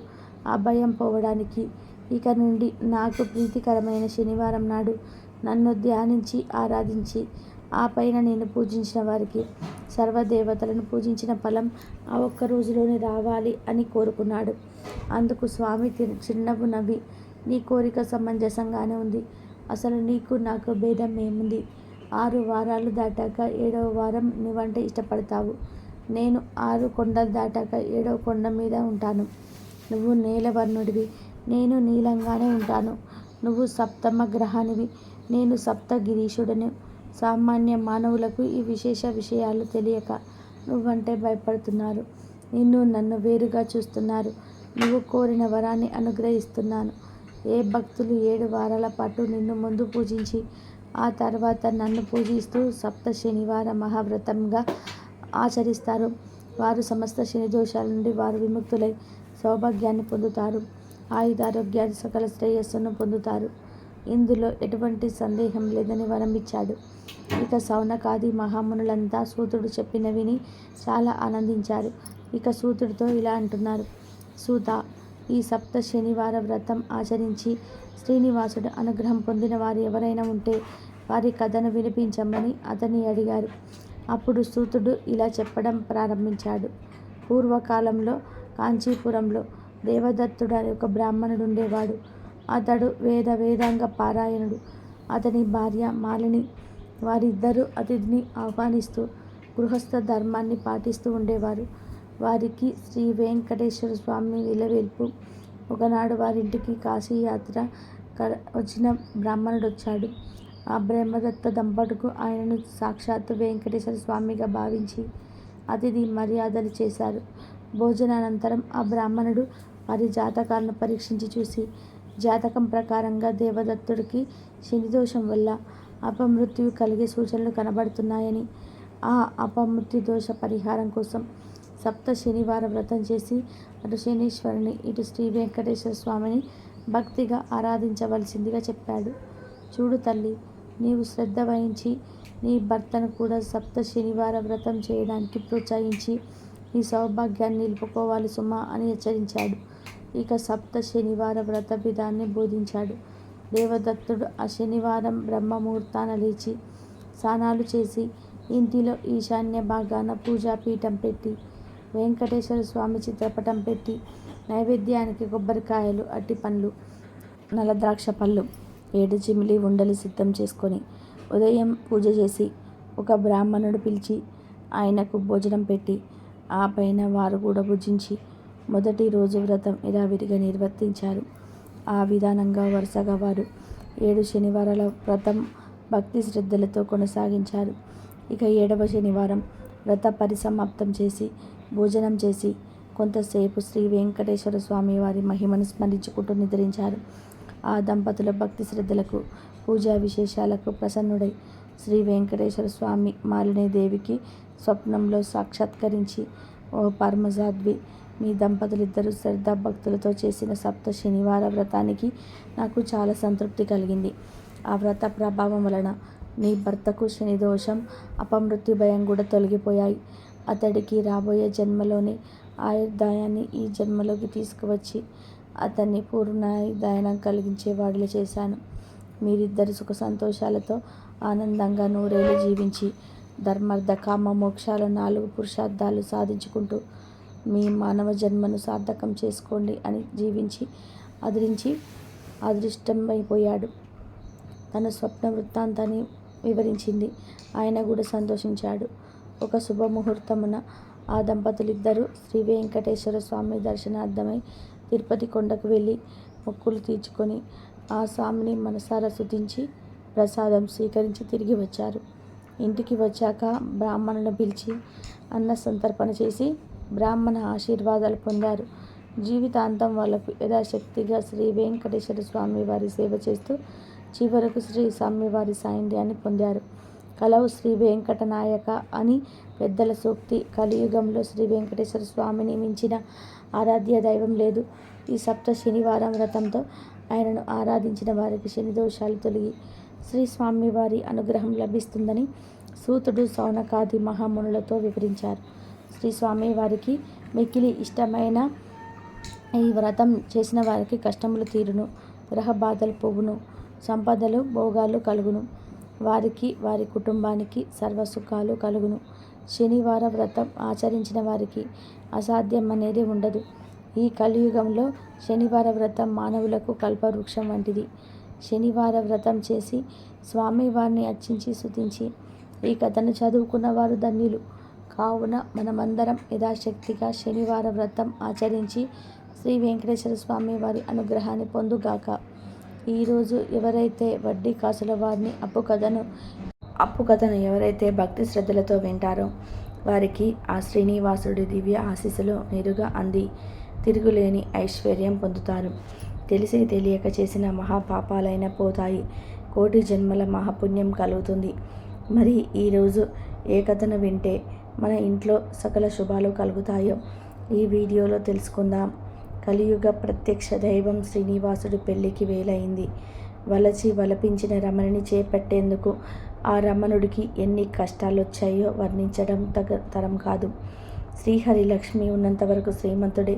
కానీ ఓ వైపు లక్ష్మీదేవి స్వామిని వీడి వెళ్ళిపోయింది. శ్రీనివాసుని చెయ్యి ఖాళీగా ఉంది. లక్ష్మీదేవి లేని దగ్గర లెక్క ఎక్కడిది, రొక్కం ఎక్కడిది. మరోవైపు ఆడపెళ్లివారు ఆగర్భ శ్రీమంతులు ఆకాశరాజుతో వియ్యం అందుకుంటే మాటలా. ఆ మాటకొస్తే శ్రీనివాసుడు మాత్రం ఏం తక్కువని. కానీ కాలం గానం వేసి పరిస్థితులు పేదరికానికి దారితీశాయి. కాలాతీతుడైనటువంటి స్వామికి అన్నీ విస్మరించడానికి ఆ సందర్భం. కన్యాదాత ఆకాశరాజు, పెళ్లి కొడుకు బ్రహ్మాండరాజు. ఇక సందడి. దేవాది దేవతలు, ఆదిదేవుడు బ్రహ్మదేవుడు, వారి బాధను పరివార జనాలు, ఋషులు అందరూ శ్రీనివాసుని కళ్యాణమూర్తిగా చూడాలని ఊవిళ్ళూరుతూ విచ్చేశారు. కానీ డబ్బుల దగ్గరికి వచ్చేసరికి ఎక్కడైనా రాజే కానీ కాసుల లెక్కలో వీసం కూడా రొక్కమే అని. చాలా ధనం కావాలి. మరి ఎలా? భోజనాలు పెట్టాలి నాన్నగారు. కాసులు ఏర్పాటు చేయమన్నారు బ్రాహ్మణులు. ఏం చేయాలని మదనపడుతున్న శ్రీనివాసుని పక్కకు పిలిచి ఆదివరాహస్వామి క్షేత్రంలో అశ్వత్థ వృక్షం కలిగి తీసుకెళ్లాడు శ్రీవయ్య. ఆ చెట్టు ఇప్పటికీ అక్కడ ఉంది. అందరి ముందు అప్పు గురించి మాట్లాడితే పరువు దక్కదని భయపడ్డాడేమో. మరి ఎందుకంటే ఆదిదేవుడికైనా అప్పు ముప్పే కదా. అలా పరమశివుడు అశ్వత్థ వృక్షం దగ్గరికి స్వామిని తీసుకువెళ్ళి, మన దగ్గర ధనం లేకపోయినా పర్వాలేదు, కానీ నాకు బాగా డబ్బు గల స్నేహితుడున్నాడు, అప్పు చేయవయ్యా అని సలహా ఇచ్చాడు. నా పక్కన ఎప్పుడూ కుబేరుడు ఉంటాడు, ఆయనను పిలిచి అప్పు ఇవ్వమని చెప్పి అన్నాడు. ఇక శ్రీనివాసుడు సరేనని అన్నాడు. ఇక కుబేరుని పిలిచి శ్రీనివాసుడికి అప్పు కావాలి, ఇవ్వమని అడిగాడు. అప్పు ఇచ్చేవాడికి పుచ్చుకునేవాడు ఎంతటి వాడైనా లోకువే కదా. ఇక కుబేరుడు ఇలా అన్నాడు, మీకు అప్పు ఇవ్వడానికి అభ్యంతరం ఏముంది, కానీ ఇది కలియుగం కాబట్టి వడ్డీ పుచ్చుకుంటాము, అది తప్పేమీ కాదు కదా. అందువల్ల వడ్డీ ఇస్తేనే వడ్డీ ఎంత కావాలన్నా ఇస్తాను అన్నాడు. యుగ ధర్మానికి ఎవరైనా కట్టుబడాల్సిందే. అలాగే ఇస్తాను అన్నాడు పెళ్ళికొడుకు. ఇక కుబేరుడికి ఇలా అన్నాడు, అయితే తీసుకుంటున్న అప్పుకి ఆనవి పత్రం రాయాలి అన్నాడు కుబేరుడు. రుణగ్రహి శ్రీనివాస, రుణదాత ధనేశ్వర అని రాసి ప్రాన్సరీ నోటు రాశారు. హేమిలంబి నామ సంవత్సరే చైత్రశుద్ధ దశమి మందవాసరే అని అశ్వత్థ వృక్షం కింద నిలబడి 14 లక్షల రామచంద్రమూర్తి కలిగి ఉన్న బంగారు కాసులను, అంటే శ్రీరామ మండలను ప్రతి 100 కాసులకి 1 కాసు వడ్డీ ఇచ్చేటట్టు, యుగాంతమయ్యేసరికి అసలు తీర్చేటట్లు నోటు రాసి ఇచ్చి, అయ్యా డబ్బు ఇవ్వమని అడిగాడు. నోటు రాసి ఇచ్చినందుకు సంతోషమే, కానీ యుగధర్మం కనుక సాక్షి సంతకం ఉంటేనే డబ్బు ఇస్తాను అన్నాడు కుబేరుడు. ఇక శ్రీనివాసుడు చతుర్ముఖ బ్రహ్మ వంక చూశాడు. ఆయన నేను సాక్షి సంతకం చేస్తానన్నాడు. ఒక సాక్షి, ఒక కొడుకు ఉన్నా ఉండకపోయినా ఒకటే, ఏమి అనుకోకుండా ఇంకొక సాక్షి సంతకం కావాలి అన్నాడు కుబేరుడు. ఇక శ్రీ వెంకటేశ్వర స్వామికి నమ్మకమైన స్నేహితుడైన పరమశివుడి వంక చూస్తే తాను చేస్తాను అన్నాడు. ఇక కుబేరుడు ఇలా అన్నాడు, మీరు పెడితే ఇంకా మాకు సంతోషం, తప్పకుండా ఇచ్చేస్తామన్నాడు కుబేరుడు. ఇక పరమశివుడు సాక్షి సంతకం పెట్టాడు. అప్పుడు మెల్లగా కుబేరుడు 3 సంతకం పెడితే ఎంత బాగుండో అని బలంగా అన్నాడు. అప్పిచ్చేవాడు ఎంత నాటకీయంగా అందంగా మాట్లాడాడు చూడండి. 3వ వాడు ఎవరా అని తలపైకి ఎత్తి చూస్తే అశ్వత్థ వృక్షం కనబడింది. దానికన్నా ధర్మమూర్తి ఇంకెవరు ఉండరు, నేను చేస్తాను మహాప్రభు అని వృక్షం కూడా సంతకం చేసింది. 3 సంతకాలు చేసిన తర్వాతే అప్పు ఇచ్చాడు కుబేరుడు. అప్పు ఎలా తీరుస్తాడో కూడా శ్రీనివాసుడు పత్రంలో చెప్పాడు. భవిష్యత్తులో నా భక్తులు చాలా కానుకలు నా ఉండిలో వేస్తారు, ఆ డబ్బుతో నీ అప్పు తీరుస్తాను అంటాడు. డబ్బు మీ దగ్గర ఉంచి కట్టు చేయమని కుబేరుడితో శ్రీనివాసుడు పలుకుతాడు. ఇక పెళ్ళికి అప్పు దొరికింది కనుక అప్పుడు పెళ్ళికి విందు భోజనాలకి కావలసినంత సరుకులు తెప్పించారు. అలా శ్రీనివాసుడికి అప్పిచ్చాడు కుబేరుడు. అప్పు కోసం ఆ శ్రీనివాసుడు అప్పుడే ఇన్ని పాటలు పడ్డాడు. ఇప్పటికీ ఆ పత్రం తిరుమలలో ఉంది. అందుకే మొక్కు పిండైనా సరే మొక్కులు వసూలు చేసుకుంటాడు ఆ వడ్డీ కాసులవాడు. ఆ విధానంగా శ్రీనివాసుడు పెళ్ళి రంగరంగ వైభవంగా జరిగింది. ఈ కథను ఈరోజు ఎవరు విన్నారో వారు అదృష్టవంతులే. వారి యొక్క జన్మజన్మల పాపాలు మొత్తం ఈ రోజుతో పోతాయి, సకల శుభాలు కలుగుతాయి. ఇక ఈరోజు తప్పక వినవలసిన మరి ఒక కథ గురించి విందాం. ఈ పవిత్ర కథ భవిష్యోత్తర పురాణంలోని కథ. కలియుగ ప్రత్యక్ష దేవుడైన శ్రీ వెంకటనాథుడికి అఖిలాండ కోటి బ్రహ్మాండ నాయకి అయిన పద్మావతి దేవిని కన్యాదానం ఇచ్చిన మహానుభావుడు తొండమండలాధీశుడైన ఆకాశరాజు. తొండమానుడు ఆకాశరాజు సోదరుడు, అమిత శ్రీనివాస భక్తుడు. స్వామి ఆజ్ఞపై తిరుమలలో భక్తుల నిర్మాణం చేయించిన ధన్యజీవి. బ్రహ్మాది దేవతలు నిత్యం వచ్చి శ్రీ వెంకటపతిని సేవించుకునేది తొండమానుడు కట్టించిన ఆలయంలోనే. తొండమానుడు ఎంతటి భక్తుడంటే నిత్యము స్వామితో సంభాషణలు చేసేవాడు. ఇలా ఉండగా ఒకరోజు ఆకాశవాణి ఇలా పలికింది, ఆహా, ఎంత పుణ్యం చేసుకున్నావయ్యా, శ్రీనివాసుని ప్రతి కైంకర్యము నీ చేతుల మీదుగా శ్రద్ధాభక్తులతో రంగరంగ వైభవంగా చేస్తున్నావు రాజా, నీ వంటి విష్ణు భక్తుడు లేడయ్యా అన్నది.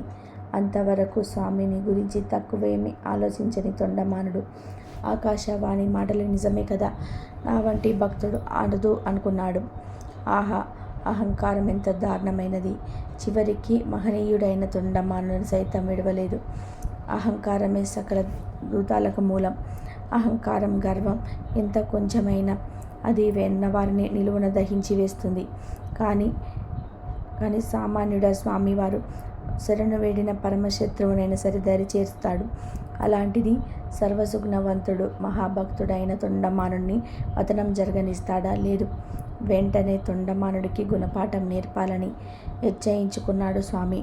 ఒకరోజు తొండమానుడు స్వామితో సంభాషిస్తూ ఇలా అన్నాడు. నా వంటి భక్తుడు ఈ ముల్లోకాలలో లేడు. అసలు నేను తప్ప నీకు నిజ భక్తుడు ఎవరైనా ఉన్నారా దేవాదిదేవా అని అందించాడు.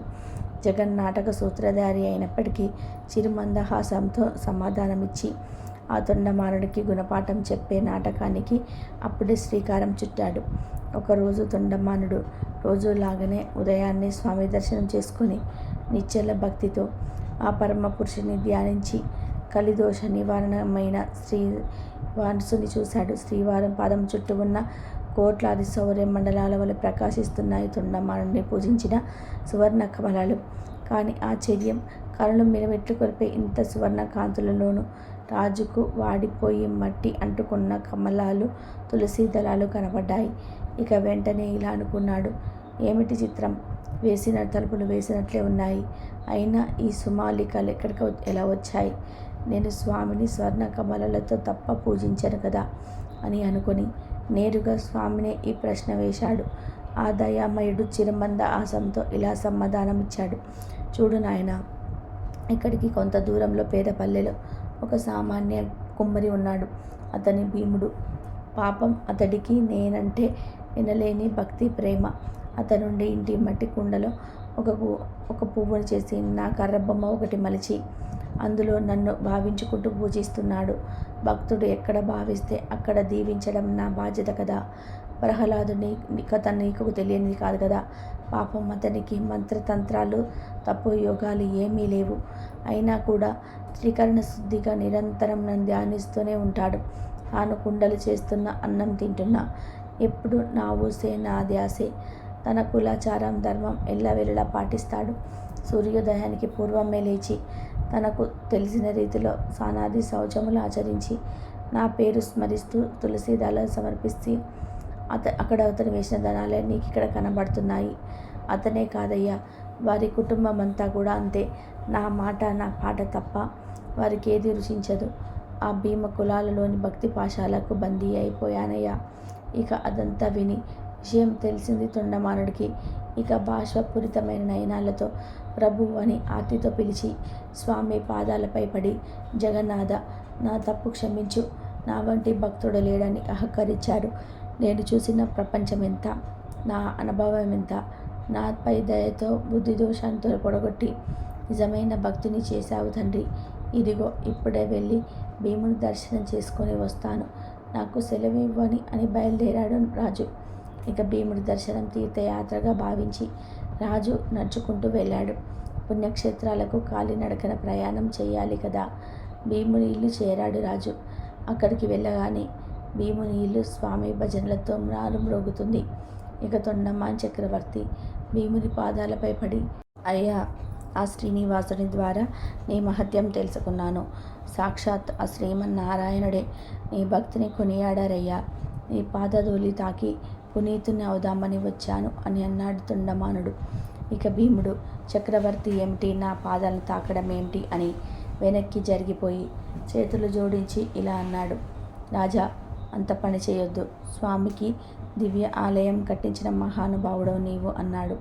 ఇంతలో గరుడ వాహనంపై స్వామి లక్ష్మీదేవితో సహా ప్రత్యక్షమయ్యారు. ఇక భీముని ఆనందానికి అంతులేదు. ఓ దయామయ్య, నా పూరి గుడిసెకు వచ్చావా? నీ లీలలే లీలలయ్యా.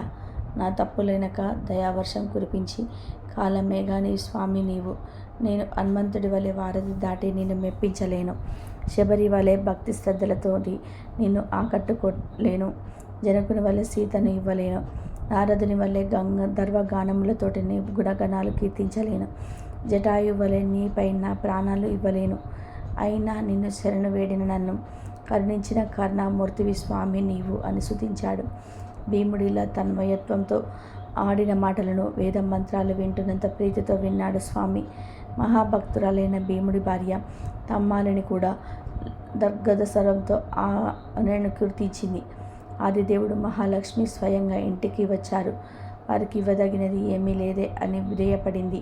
అది గమనించిన శ్రీనివాసుడు ఇలా అన్నాడు, తమ్మాలిని, నీ చేతితో ఏది వండి ఇచ్చినా తింటానమ్మా అని అన్నాడు. ఇక తమ్మాలిని సంతోషానికి పట్టపగ్గాలు లేవు. తనకు పెద్దల వల్ల తెలిసినంతలో యథాశక్తిగా రుచితో తామర తోటలతో వంట కానివ్వండి లక్ష్మీనారాయణలు వడ్డించింది. ఇక తృప్తిగా ఆరగించారు అల్లు పెరగేలు మంగా శ్రీనివాసుడు. తొండమ్మాను చూస్తుండగానే దివ్య శరీరధారుడై వైకుంఠ ధామాన్ని చేరారు శ్రీమకులాల దంపతులు. ఇదంతా ఆశ్చర్యంగా చూసిన తొండమానుడు, ప్రభు, నా సంగతి ఏమిటి అని ప్రాధేయపడ్డాడు. అప్పుడు జగన్నాథుడు ఇలా అన్నాడు, రాజా, తర్వాత జన్మలో నీవు విరాగివై నా ఏకాంత భక్తుడా అవుతావు. అప్పుడు తప్పక నీకు ముక్తి లభిస్తుంది అని చెప్పి తొండమానుని ఊరడించాడు. ఇలా తొండమానుడికి భీముడికి ముక్తిని ప్రసాదించాడు శ్రీ వెంకటేశ్వరుడు. అహంకారం ఎంతటి వారికైనా ఎంత కొంచెమైనా తగదు. మహనీయుడైన తొండమానుడికి అహంకారం వల్ల భంగపాటు తప్పలేదు. ఇక సామాన్యం మన సంగతి ఏంటి? మనం ఎప్పుడూ వినయ విధేయతలతో ఉండాలి. ధర్మం, కర్తవ్యం పాటిస్తూ స్వామిని నిష్కల్మష భక్తితో కొలిచే వారికి కరుణిస్తాడు భగవంతుడని నిరూపించాడు భీముడు. కులం కన్నా గుణం ప్రధానం కదా. కాబట్టి అదృష్టవంతులు మాత్రమే ఈరోజు ఈ కథను వింటారు. ఈ కథను ఈరోజు ఎవరైతే విన్నారో మీ ఇంట్లో సకల శుభాలు కలుగుతాయి. ఈరోజు శ్రీవారి కళ్యాణం కథను ఎవరైతే వింటారో వారి ఇంట్లో అన్ని శుభాలే కలుగుతాయి. ఎలాంటి పాపాలైన పోయి కోటి జన్మల మహాపుణ్యం వస్తుంది. జీవితంలో దరిద్రం దరిచేరదు. మరి ఎంతో పవిత్రమైన శ్రీనివాసుని కళ్యాణ కథను ఇప్పుడు విందాం. పూర్వం మునులందరూ ఒకచోట సమావేశమై శ్రీ వెంకటేశ్వరుని వైభవం వర్ణింపమని సూతుని ప్రార్థించారు. దానికి సూతుడు బ్రహ్మానంద భరితుడై, ఇంతకంటే వినేదగినది చెప్పదగినది ఏముంటుంది, తప్పక చెప్తాను వినండి అని ఇలా కథ చెప్పడం ప్రారంభిస్తాడు. కలియుగంలో వెంకటాచలం పరమ ప్రశస్తమైన పుణ్యక్షేత్రం. దాని మహిమ వింటే చాలు సకల శుభాలు చేకూరుతాయి.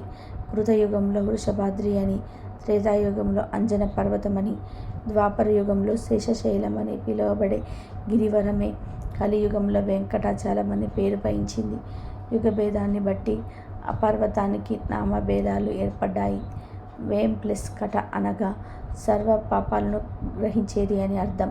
పూర్వం కసకాది మనులు గంగానది తీరంలో యజ్ఞం చేయడానికి పూనుకున్నారు. నారద మహర్షి అక్కడికి వచ్చి, మీరు ఈ యాగం ఎందుకు చేస్తున్నారు? ఈ ప్రతిఫలం ఎవరికి చెందుతుంది? దేవతల్లో ధ్యానింపదగిన వారెవరు అని వాళ్ళను ప్రశ్నించాడు.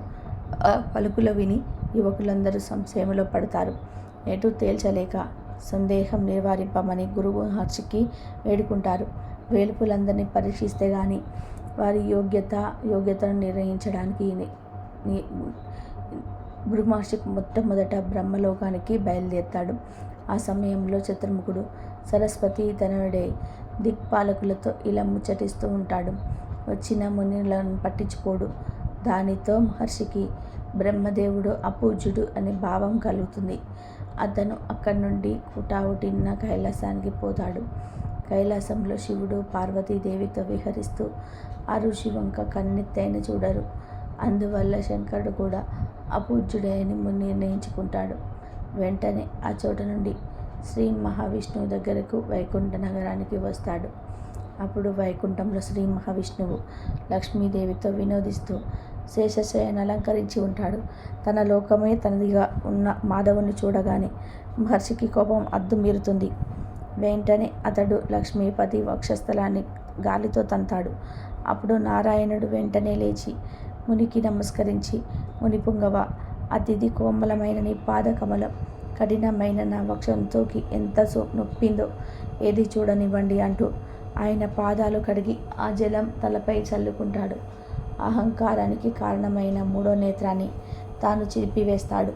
భృగు మహర్షి తాను చేసిన తప్పుకు ఎంతో పశ్చాత్తాపడతాడు. ఇక లక్ష్మీదేవి ఎంతో కోపిస్తుంది. వాసుదేవుని వక్షస్థలం తన నిలయం, మాధవుని వక్షస్థలాన్ని తను కాలితో తన్నినా కూడా ఆ మహర్షిని మాధవుడు ఏమీ అనలేడని శ్రీ మహాలక్ష్మికి ఎంతో కోపం వచ్చింది. ఆమె క్రోధావేశంతో నేను ఆ క్రోధావేశంతో నేను ఇక్కడ ఒక క్షణం కూడా ఆగను, నా దారి నాది, నీ దారి నీదే అంటూ తక్షణమే లేచి అక్కడ నుండి వెళ్ళిపోతుంది. ఇక విష్ణుమూర్తి లక్ష్మి వియోగం భరించలేకపోతాడు. ఆయన విషాదంతో వైకుంఠం విడిచి సువర్ణముఖి తీరంలో శాంతికి నిలయమైన వెంకటాద్రికి వస్తాడు. అక్కడ ఒక పుట్టలో ప్రవేశిస్తాడు. ఇలా కాలం గడిచిపోతుంది. అది ద్వాపర యుగాంతం. ఆ కాలంలో చోళ రాజ్యాన్ని ధర్మాత్ముడైన ఒక చోళ ప్రభు వేలుతుంటాడు. శ్రీనివాసుడి కోసం బ్రహ్మ గోవుగాను రుద్రుడు తోడగాను మారతారు. శ్రీ మహాలక్ష్మి గోపాలిక రూపంలో వచ్చి ఆ గోవస్థానాలను చోళరాజుకు విక్రయించి కొల్హాపురం చేరుతుంది. దండిగా పాలించే ఆ ధేనువును రాణి కరు శ్రద్ధగా చూసుకుంటూ ఉంటుంది. మాయా గోవు ఆ రాజుగారి మందిరంలో చేరి వేదకై వెంకటాద్రికి వచ్చి అక్కడ శ్రీనివాసుడిని వెతుకుతుంది. పుట్టలో ఆయన్ని పసికడుతుంది.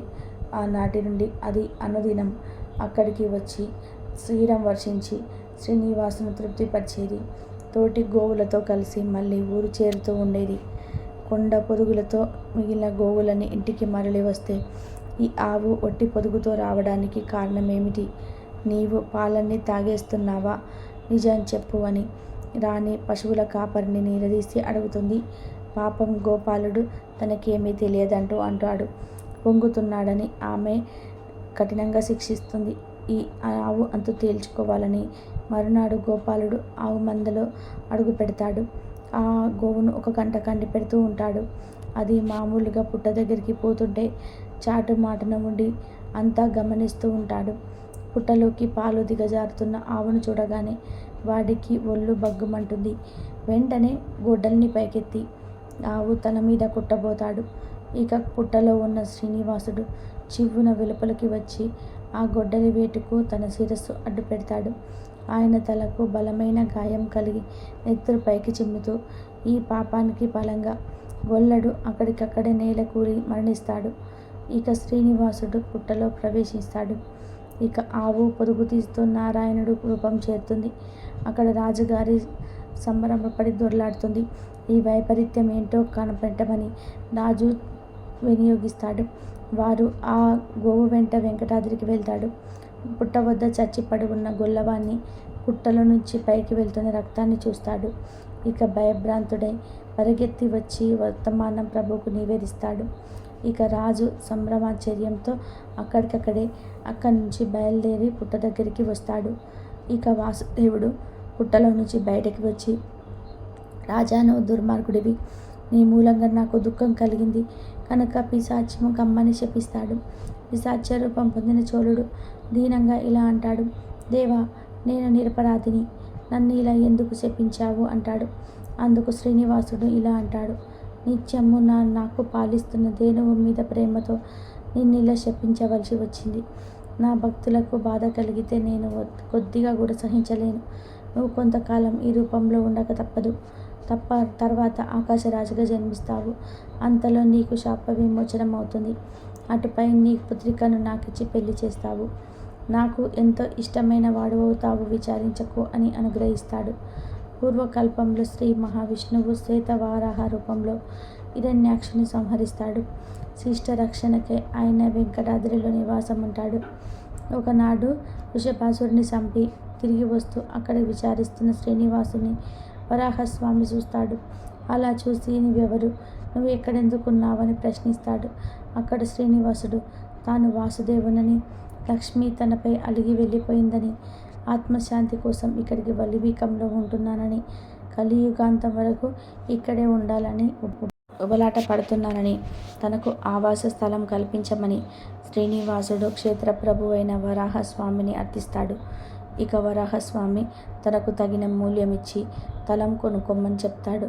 నా వద్ద డబ్బు లేదు, నాకు చోటిస్తే భక్తులు నాకంటే ముందే నిన్ను దర్శించేటట్లు, నీకే ప్రథమ నైవేద్యం సమర్పించేటట్లు చేస్తానని శ్రీనివాసుడు మాట ఇస్తాడు. అందుకు వరాహస్వామి అంగీకరిస్తాడు. ఈ విధానంగా ఏకరూపులైన స్వామిలిద్దరూ భక్తుల కొరకు వెంకటాద్రిలో వినోదం సలుపుతారు. ఆ పైన వరాహస్వామి తనకు సేవ చేస్తున్న వకులాదేవిని శ్రీనివాసుడు సేవకు వినియోగిస్తారు. ఆమె ప్రతిదినం అన్న పానీయాలు సమకూరుస్తూ అచ్యుతుని కొలుస్తుంది. ఈ వకులాదేవి శ్రీకృష్ణ అవతారం యశోదాదేవి. యశోదగా కృష్ణుణ్ణి ఎంతగా లాలించినా పాలించినా ఆమెకప్పుడు పుత్రమోహం తీరలేదు. మరికొంతకాలం మాధవుని మంగళ రూపాన్ని సేవించాలని బలాటపడుతుంది. తన అభిలాష తెలుపుతుంది. నీ మనోరథం మరో జన్మలో నెరవేరుతుందని శ్రీకృష్ణుడు ఆమెకు వరమిస్తాడు. ఆ వర ప్రభావం వలనే యశోద వకులాదేవిగా అవతరించి ఇప్పుడు శ్రీనివాసుని సేవా భాగ్యం నోచుకుంది. ఇంతలో కలియుగం వస్తుంది. శాపగ్రస్తుడైన చోరవిభుడు ఆకాశరాజుగా ఆవిర్భవించి నారాయణపురానికి ఆయనే అతడికి తొండమానుని సోదరుడు ఉంటాడు. ఆకాశరాజు బహుకాలం సంతానం లేదు. అందుకోసం ఆయన యజ్ఞం ప్రారంభించి తలాన్ని దున్నుతూ ఉండగా సహస్రదళ పద్మం ఒకటి అక్కడ ప్రత్యక్షమవుతుంది. అందులో ఒక స్త్రీ శిశువు కనిపిస్తుంది. రాజు ఆ వింత శిశువును ఆశ్చర్యంతో చూస్తూ ఉండగా ఆకాశవాణి ఇలా పలుకుతుంది. రాజా, ఈమెను నీ కుమార్తెగా స్వీకరించి పెంచి పోషించు.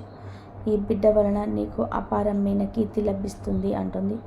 ఇక రాజు ఎంతో సంతోషించి ఆ పసికందును పత్ని అయిన ధరణీదేవికి అప్పగించి పద్మం నుండి ప్రవహించిన గనుక ఆమెకు పద్మావతి అని నామకరణం చేస్తాడు. పద్మావతి ఇంటికి వచ్చిన శుభవేళ ఎలాంటిదో కానీ వెంటనే నారి మళ్ళీ గర్భం దాలుస్తుంది. నవమాసాలు వెళ్ళి ఒక పుత్రుని కంటుంది. అతడికి ఆకాశరాజు వసుధానుడు అని పేరు పెడతారు. రాజదంపతులు బిడ్డలిద్దరిని అల్లారు ముద్దుగా పెంచుతారు. పద్మావతి యుక్త వయసురాలవుతుంది. తండ్రి ఆమెకు అన్ని విధాలుగా అనుకూలుడైన వరుణ్ణి కోసం అన్వేషిస్తుంటారు. ఒకనాడు చెలికత్తెలతో పద్మావతి ఉద్యానవనంలోనే విహరిస్తూ ఉంటుంది. అక్కడికి ఆకస్మికంగా నారదుడు వచ్చి ఆమె చేతిని చూసి నీకు లోకేశ్వరుడైన నారాయణుడు నాదుడు కానున్నాడని జోస్యం చెప్పి అంతర్ధానమవుతాడు. ఆ రోజే శ్రీనివాసుడు గుర్రం ఎక్కి కిరాత వేషంతో వెంకటాద్రి నుండి వేటకు బయలుదేరి వస్తాడు. ఒక మదపటేనుగు తరుముకుంటూ వస్తాడు. అలా వచ్చి వచ్చి పద్మావతి తన సకులతో విహరిస్తున్న ప్రమద గణాల ప్రవేశిస్తాడు. పద్మావతి శ్రీనివాసుడు పరస్పరం చూసుకుంటారు. వెంకటయ్య చెలికత్తెలు ఇలా అంటారు. అయ్యా, నీవెవరు? ఇక్కడికి ఎందుకు వచ్చావు? ఇది పురుషులు రాకూడని ప్రదేశం. సర్పరం వెళ్ళు అని హెచ్చరిస్తారు. దానికి శ్రీనివాసుడు ఇలా అంటాడు. నేను మీ రాజపుత్రిక కొరకే వచ్చాను. నాకు ఆమెతో పని ఉంది అంటాడు శ్రీనివాసు. దానికి చెలికత్తెలు ఏమిటి ఆ పని? అసలు నీవెవరు? నీ పేరేమిటి? ఊరేమిటి? కులగోత్రాలేమిటి?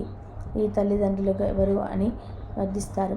అప్పుడు శ్రీనివాసుడు చెప్పితిని కదా, మీ రాజకుమార్తె కోసం వచ్చానని. నేను ఆమెతోనే మాట్లాడాలి అంటాడు. ఇక శ్రీనివాసుడు పద్మావతిని చూసి మాది చంద్రవంశం.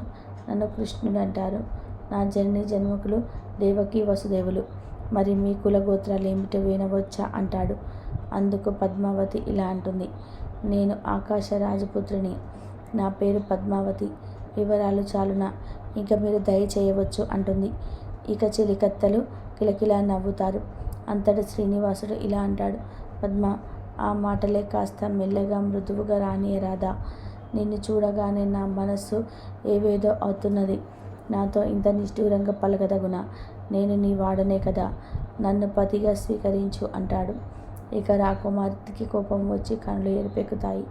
నన్ను అనరాని మాటలు అంటున్నావు. నా జనకులు చూస్తే నేను ప్రాణాలతో విడిచిపెట్టరు. బ్రతుకు మీద ఆశ ఉంటే ఇక నుండి వెళ్ళిపో అని హెచ్చరిస్తుంది. ఇక శ్రీనివాసుడు ఇలా అంటాడు. ఈ తండ్రి నన్ను శిక్షించడానికి నేను చేసిన నేరం ఏమిటి? నీవు కన్యవు, నేను భరించడం తప్ప అని శ్రీనివాసుడు ఆమెను సమీపిస్తాడు. ఇక పద్మావతి ఎంతో కోపంతో అక్కడి నుండి నువ్వున కదిలి వెళ్తుంది.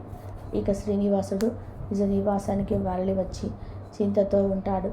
ఇక వకులాదేవి వచ్చి కన్నీరు కారుస్తున్న శ్రీనివాసును చూసి కలవరపడి కారణమవుతుంది. అతను తాను వేటకై వెళ్ళి ఒక ఉద్యానవనంలో పద్మావతి అనే కన్యను చూశానని, ఆమెను తన దానిగా చేసుకోవాలని, అలాగా జరగకపోతే తాను దీవించలేనని చెప్తాడు. అంతకు వకులాదేవి సంబరంతో ఆ కన్య ఎవరు, నివాసం ఎక్కడా అని అడుగుతుంది. ఇక శ్రీనివాసుడు ఇలా అంటాడు.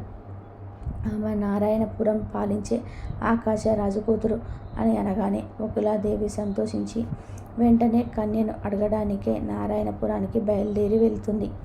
అక్కడ పద్మావతి కిరాత వేషంలో వచ్చిన మాధవుడిపై మనసు పడి అన్న పానీయాలు విసర్జించి చింతతో చిక్కి సగమవుతుంది. ఇక చెలికత్తెలు ఉద్యానవనంలో జరిగిన సంగతంతా కూడా పూసగుచ్చినట్లు ఆమె తల్లిదండ్రులకు మనవి చేసుకుంటారు.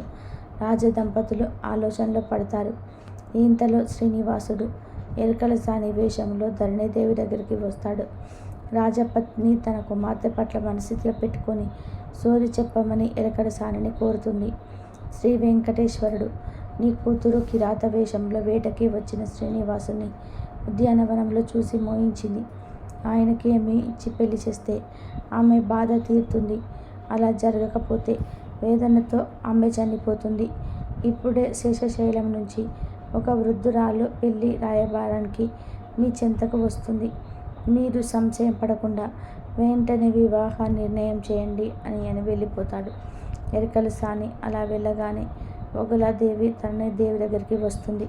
తాను కన్యార్థమై వెంకటాద్రి నుండి వచ్చి శ్రీనివాసుని కులగోత్ర నామ నక్షత్రాలను వివరిస్తుంది. రాజదంపతులు తనకు కూతురికి తగిన వరుడే లభించినందుకు ఆనందభరితులై గృహస్పతులు సంబంధించి వైశాఖ శుక్ల దశమి రోజు శుక్రవారం రోజు శ్రీనివాసుకి పద్మతనిచ్చి పరిణయం చేయడానికి లగ్నం పెట్టి శుభలేఖను తిరుమలకు పంపుతారు. ఈలోగా తన రాకకై ఎదురు చూస్తున్న వెంకటేశ్వరునితో వకులాదేవి తాను కార్యం పండించుకువచ్చానని చెప్పి ఆనందపరుస్తుంది. తర్వాత సుఖ సందేశం అందక స్వామి పొంగిపోతాడు.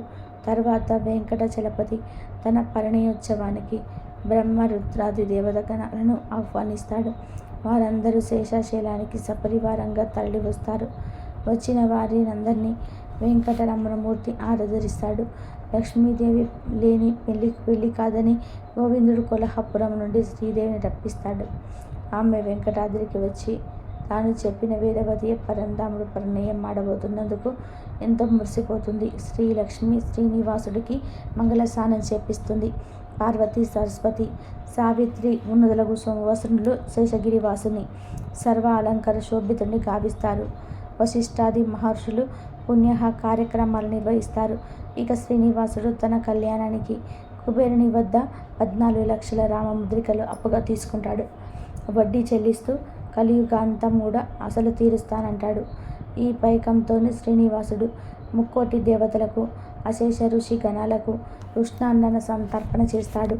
ఆ మరునాడు స్వామి సపరివారంగా నారాయణపురానికి బయలుదేరతాడు. ఆకాశరాజు తన సోదరుండమానుడితో ఎదురేగి గంధమాల్యాలతో పూజించి వాసుదేవుడికి వస్త్రాభరణాలు సమర్పిస్తాడు. ఆ రాత్రి ఆకాశరాజు పతిత పావనుడైన పరమాత్ముని పరివారానికి భోజనాది సకల సౌకర్యాలు సమకూర్చి బాలనందరినీ సంతోషపెడతాడు. మరునాడు సాయంకాలం పూజ జరుగుతుంది. ఇక ఆకాశరాజు మంగళవాద్యాల మధ్య శ్రీనివాసుని ఏనుగు మీద ఊరేగిస్తూ వివాహ మంటపానికి తీసుకొని వస్తారు. అక్కడ తొండమానుడి భార్య స్వామికి కర్పూర నీరాజనం ఇస్తుంది. ఇక వరుడు పీఠం అధిష్టిస్తాడు. ఋషులు పరిణయోత్సవం తిలకించాలనే కుతూహలంతో కిక్కిరిచి కూర్చుంటారు. పురోహితుడు సంకల్పం చెప్తుండగా ఆకాశరాజు మధుపర్కమిచ్చి శ్రీనివాసుడి పాదాలను పన్నీటితో కడుగుతాడు. గంధ పుష్పాలతో అర్చిస్తాడు. ఇంతలో సుముహూర్తం సమీపిస్తుంది. ఇక శ్రీనివారు పద్మావతి చేతికి కంకణం కడతాడు. దివ్య శంఖాలు చిరు చిహ్నాలు వేణు వేరామృత మృగాది వాణిజ్య పనులు మున్నుముడుతుండగా సిగ్గుపరవును తల వంచి కూర్చున్న పద్మావతీదేవి కంఠంలో స్వామి మంగళసూత్రం ముడివేస్తాడు. పిమ్మట వధూవరులు ముత్యాల తలంబ్రాలు పోసుకుంటారు.